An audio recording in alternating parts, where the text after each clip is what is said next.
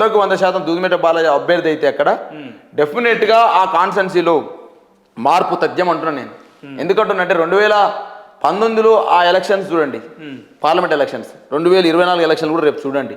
ఎందుకంటున్నంటే ప్రజల యొక్క ఆలోచన విధానం ఒక తీరుగా ఉంది.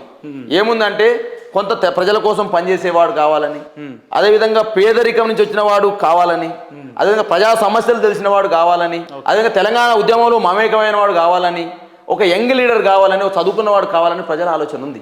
లేకపోతే ఆ పంజాబ్లో గెలవదు, లేకపోతే ఢిల్లీలోకి గెలవదు.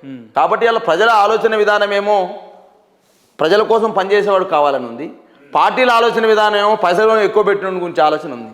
ఈ రెండు అంశాల మధ్యనే ఇలా సంఘర్షణ జరుగుతూ ఉంది.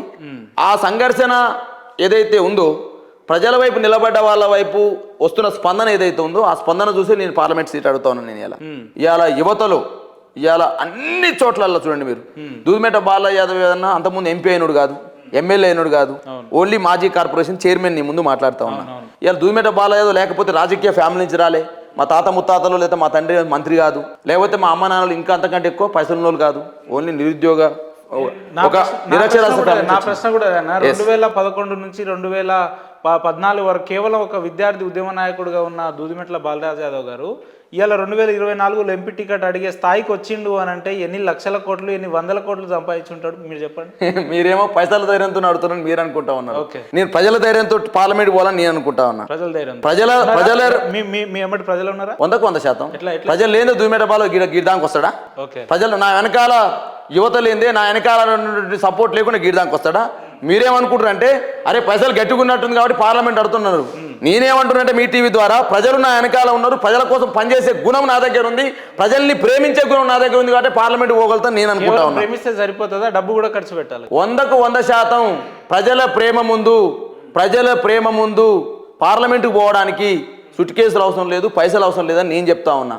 ఎందుకంటే ఒకవేళ పైసలే రాజకీయాన్ని శాసిస్తాం అనుకుంటే, పైసలే ఈ దేశంలో ప్రధానమంత్రిని తయారు చేస్తాం అనుకుంటే, పైసలే ఈ రాష్ట్రంలో ముఖ్యమంత్రిని తయారు చేస్తాం అనుకుంటే, ఇవాళ దేశంలో ప్రధానమంత్రి మోదీ గాడంటున్నా నేను, అంబానీ అవుతాడు, అదాని అవుతాడు.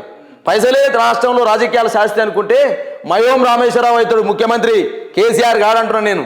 కాబట్టి పైసలు నమ్ముకుని దూదిమేట బాలయ్య యాదవ్ రాజకీయాలు చేయట్లేడు, పార్లమెంట్ పోవాలనుకుంటలేడు. ప్రజలను నమ్ముకుని దూదిమేట బాలయ్య యాదవ్ ప్రజాగలమై పార్లమెంటులో పయనిస్తానే నినాదాన్ని మీ టీవీ ద్వారా ఇస్తా ఉన్నా. బాలరాజ్ యాదవ్ గారి దగ్గర పైసలు లేవా? దూదిమేట బాలరాజ్ యాదవ్ అనేవాడు పైసలు నమ్ముకుని రాజకీయాలు చేస్తానని చెప్తాను కదా. పైసలు ఉన్నాయా లేవా? దూదిమేట బాలరాజ్ యాదవ్ మళ్ళీ చెప్తా ఉన్నా, పైసలతో రాజకీయాలకు రాలేడు. చాలా తెలివిగా సమానం చెప్తున్నారు అన్న. మీ దగ్గర 100 కోట్లు పైసలు ఉన్నాయా లేవా చెప్పండి.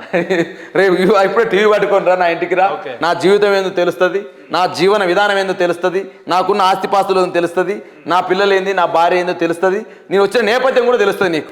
కాబట్టి నేనేమంటున్నంటే ఈ రెండు అంశాలని ఇలా యువత ఆలోచిస్తూ ఉంది. ఇవాళ సమాజంలో యువకులకి కానీ రాజకీయాలంటే ఒక చెడుగా చూపిస్తూ, ఇవాళ ఉదయం నుంచి పడుకునే వరకు ప్రతి అంశం రాజకీయాలతో సంబంధం ఉంటుంది. ఇవాళ మున్సిపాలిటీలో ఉన్నాను అనుకోండి, కరెంట్ రావట్లేదు, ఎవరు ఫోన్ చేస్తారు? ఆ కౌన్సిలర్కి ఫోన్ చేస్తాడు, అన్నా కరెంట్ రావట్లేదు మా కాలనీ అంటాడు, అన్నా వాటర్ రావట్లేదు అన్నా మాకు ఇంత చేస్తాడు. అదే ఊర్లోనైతే గ్రామ పంచాయతీలో వార్డు మెంబర్కి ఫోన్ చేస్తాడు, సర్పంచ్కి ఫోన్ చేస్తాడు, అన్న మా ఇంట్లో వాటర్ రావట్లేదు, మా ఇంట్లో కరెంట్ రావట్లేదు, మా ఇంట్లో ఇబ్బంది ఉందని చెప్పేసి, అన్న మీ హాస్పిటల్ పోయినా డాక్టర్ మంచి చూస్తలేడని చెప్తారు. కానీ నిత్యం జీవన విధానంతో సంబంధం ఉన్న రాజకీయాల్ని కాస్ట్లీగా మార్చి, పైసలుంటేనే రాజకీయాలు చేయొచ్చని, పైసలతోటే రాజకీయాలు నడుస్తాయని చెప్పేసి, పైసలుంటేనే ఏదైనా చేయొచ్చు అనేటువంటి ఒక విధానాన్ని ప్రజల ముందు తీసుకొచ్చి ప్రజల పట్ల ప్రేమ ఉన్నోడిని వెనకబెడుతున్నారు, పైసల పట్ల ప్రేమ ఉన్నాడు రాజకీయాలు ముందుకు వస్తూ ఉన్నాడు.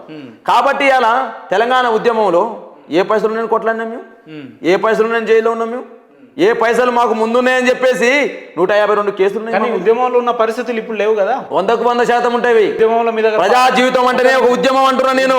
ప్రజా జీవితం అంటే రాజకీయ జీవితం అంటే ఒక ఉద్యమం అంటున్నా నేను. ఉద్యమంలో మీ దగ్గర ఫార్చునర్ కార్ ఉందా? ఇప్పుడు మీరు ఇంటర్వ్యూకి ఫార్చునర్ లో వచ్చారు, ఇంటికాడ ఇన్నోవా పెట్టుకున్నారు, ఇంత ఉద్యమంలో ఉండేనా మీకు ఇవన్నీ?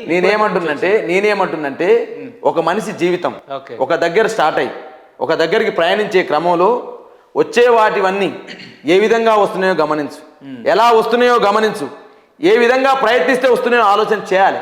1996-97 10th అయిపోతే 97 నుంచి 99 వరకు నేను సైకిల్ మీద పోయిన, అట్లా సైకిల్. తర్వాత నా జీవితం స్ప్లెండర్తో మొదలైంది, తర్వాత పల్సర్తో మొదలైంది, తర్వాత తర్వాత పల్సర్ తర్వాత ఫార్చునర్ తర్వాత ఇన్నోవా మొదలైంది, ఇండికా మొదలైంది, ఇండికా తర్వాత ఇన్నోవా మొదలైంది, ఇన్నోవా తర్వాత ఫార్చునర్ వచ్చింది. ఎదవకూడదా? ఎదవకూడదా? ముందుకు పోకూడదా? చదవకూడదా? సమాజంలో అభివృద్ధి చెందకూడదా? నేను ఏమంటానంటే ఈ అంశాలు ఏదైతే ప్రజల పట్ల ప్రేమ ఉన్న వాళ్ళని ఇంకా ముందుకు పోవాలని ఆలోచన చేయాలి.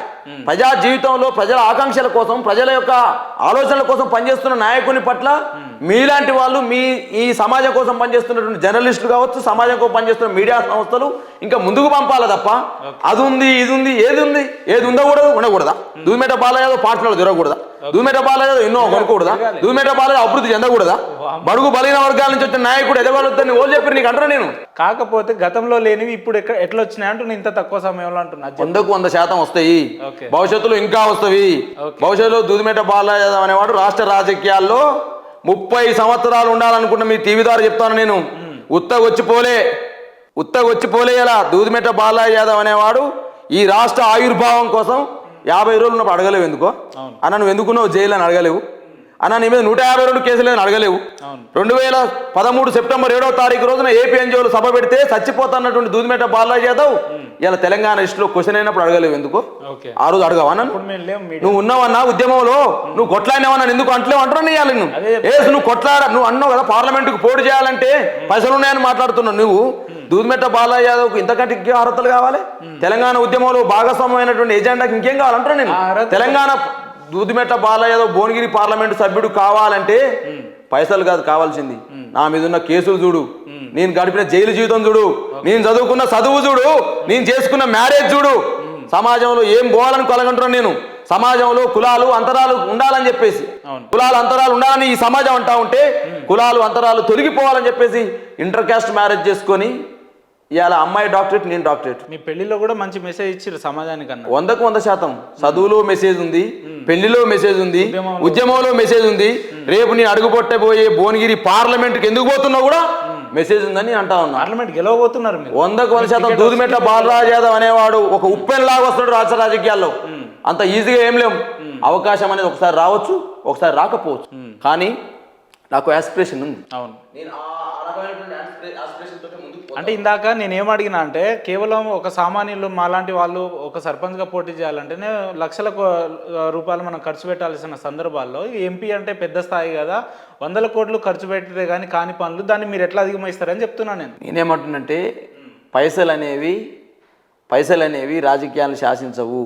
ఎందుకంటున్నంటే ఇవాళ మీరు చూడండి, ముఖ్య నాయకుల అఫిడవిట్లు చూడండి. మీరు ముఖ్య నాయకుల అఫిడవిట్, రాహుల్ గాంధీ అఫిడవిట్ చూడండి, ఆయన ఆస్తి ఎంత చూపెడితే 15 కోట్లు. మోడీ ఆస్తి చూడండి 2,50,00,000. అఫిడవిట్ లో చూడండి మీరు. అంటే సార్ ఇలా అఫిడవిట్ చూపెట్టిందే వాస్తవం. ఇవాళ డికే శివకుమార్ ఉప ముఖ్యమంత్రిగా ఉన్న కర్ణాటక డికే శివకుమార్ యొక్క అఫిడవిట్ యొక్క ఆస్తుల సంఖ్య 1,413 కోట్లు. సిద్ధిరామయ్య ఆస్తులు అఫిడవిట్ చూడండి 50 కోట్లు. 50 కోట్లు ఆయన ముఖ్యమంత్రి అయింది తప్ప 1,413 కోట్లు ముఖ్యమంత్రి కాలే. అంటే ఒక స్థాయి వరకే పైసలు పనిచేస్తాయి, తర్వాత పైసలు మనం ముందు తీసుకుపోవు.